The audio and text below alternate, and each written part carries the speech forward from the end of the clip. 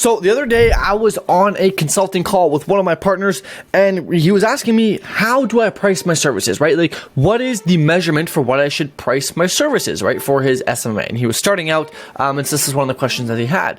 And so I went on to proceed to give him the answer that I give everybody, which is, well, it depends, which is something that people hate to hear. But I've made a formula which you can use to figure out strategically how you can price your services in SMMA and short form content and you name it, whatever business you run, based on the value you provide, using a super simple little calculator thing that I'll explain. So the first thing is how we can understand our price, okay, is using this analogy of cancer.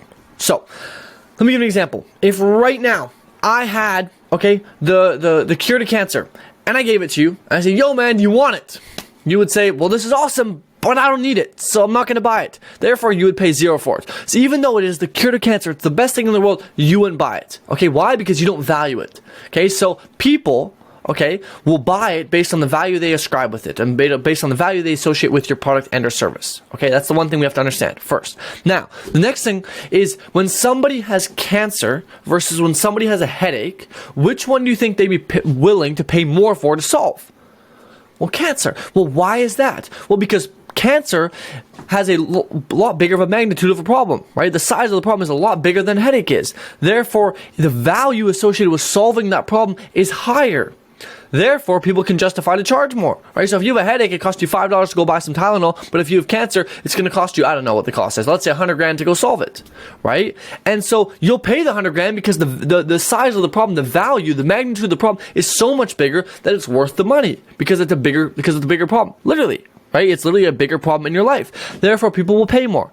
Okay, cool. Now that we understand that, how can we use this philosophy, okay, to price our services? Now, the first thing that I will say, and bear with me here, the first thing I will say is if you are a beginner, you price and you take whatever you can get. Whoa, what? Yes, hear me out.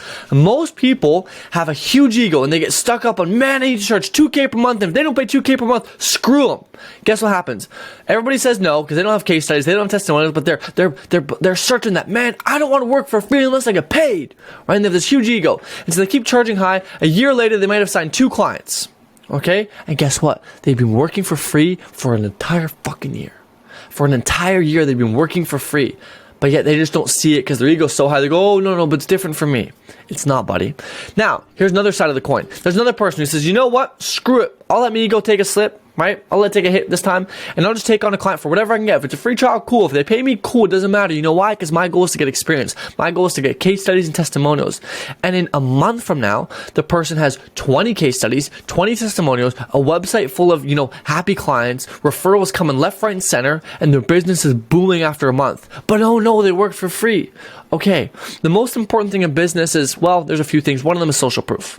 Right? Social proof, testimonials, referrals, etc. And if you can just get people in the door, everything else will flow after. So your main goal when starting out is get people in the door. Therefore, I say charge whatever you can. If the person says no to 1,000, say 500. If they say no to 500, say 200. If they say no to 200, say 100. If they say yes, great. If they say no, do 0. Do what you can to get a client. Because guess what? Having 10 clients that don't pay you is better than having no clients that you're going to charge $2,000. Right? And so therefore having a client is better than not having a client. Therefore you should do anything you can in the beginning to just bring anybody on board, no matter what it takes. Experience over anything. Testimonials, case studies over anything. Okay, cool. Now that we figured that out, how do we actually price? Right? How can we price our services so that we can actually make the most and solve the biggest problem? And so there is a certain thing which is you will get paid in direct proportion to the size of the problem you solve. If you solve cancer, you get paid a lot more than if you solve a headache. So the way you price your services is based on the value you provide. Now, here is a calculator that you can use to start figuring out and calculating what you can charge. So here's what we do. Is we calculate, okay, how much money we generally make our clients. We calculate. So for example, let's say if you're an ads for a real estate agent and you make them $200,000. Okay, let's say you make them $200,000, but here's the catch, but not everybody makes $200,000. So we're going to times it by the probability okay, that we get them this 200 grand. So let's say on average, about 50% of your clients hit that 200 grand. Okay, so the probability is that about half our clients will hit the 200 grand. Right, the other half will be below. So we'll say that that the actual number, okay, so since we're doing the number we make, right, the number we make times the average times the probability, which is 50%, okay, so now we're at 100 grand. Okay, so we're saying we make them 100 grand. And what we do is we take 10% of that. So therefore, you can charge 10 grand. Now, this is not 10 grand a month. This is 10 grand over the period that you make them the money. So if you make them that 100 grand or that 200 grand in a year, you could charge them easily 10 grand up front, 10 grand over the year, etc. Now, here's the catch, is you can provide more or less based on how they value your service. Okay, for example, give you another example. If right now you made a company $1 million, I'm sure they would have no problem paying you 10, 20, 30, 40, 50, 60, 70 grand. No problem, because you made them $1 million. Right? No issue at all. But if you did the same service and made a company $10, they wouldn't even want you to pay you $10. Okay, because you didn't get them return.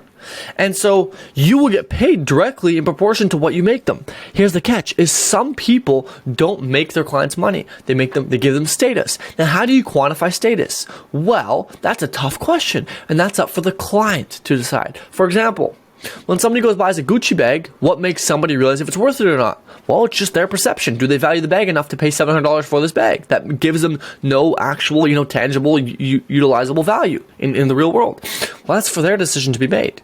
And so this is where the concept of pricing is a difficult conversation, because it's going to vary, and it's going to vary based on what you do. It's going to vary based on the outcome you get. It's going to vary based on the problems that you solve. And so somebody that solves a lot more problems can charge a lot more. However, here's the catch, is even though you solve a lot more problems, sometimes you may charge less than somebody who solves less problems because of the size of the problems. If you solve a really big problem in somebody's business, you'll get paid a lot, right? Because you get paid in direct proportion to the problem you solve. So, understanding this logic, we can now figure out that, okay, well, we have to charge based on what we do for our clients, right? We can't just say, oh, yep, pay me $1 million. Okay, that'd be awesome. It'd be great. Unfortunately, we live in a world of supply and demand and economics where, if nobody wants your thing, nobody will buy it, right? And the market, at the end of the day, you don't decide your prices, the market does, right? You can make up your prices, but then the market will decide if they want to pay it or not, okay? The same way that if you go to the store and toilet paper is $500, you won't buy the toilet paper. You get to decide, okay? So at the end of the day, the market gets decided by the market. I mean your customers, your prospects, your clients, etc. So we have to see what they say. And so the best way to figure out how we can price our services, besides using that calculator, is to directly figure out, why I'm getting a call right now, but is to figure out, what do we do for them? Ask one of your clients, how much is this worth to you? This problem I'm solving, what is it worth to you? And to get a gist of what people are willing to pay for the actual thing. And here's the thing, is if you solve a bigger problem, you'll get paid more. You get paid more for solving a bigger problem. So it doesn't have to be $1K a month, $2K a month, $500 a month. It could be 10 grand a month if you make them a lot of money. It could be $100 a month. Your pricing depends on the value you provide and depends on the magnitude of the problem that you solve.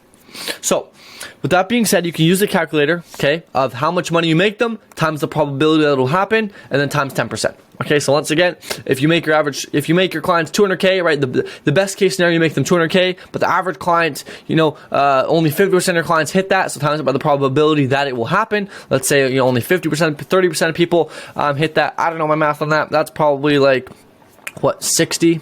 Right? 60 grand, and then you times that by 10%, and you take 10% of that, which in that case would be 6 grand. Boom, that's what you can charge them. And if you start to make them a ton more, you can increase your prices. Okay, but at the end of the day, just remember, if you're starting out, get what you want, right? Get what you can. Just take anything. Anything is better than nothing.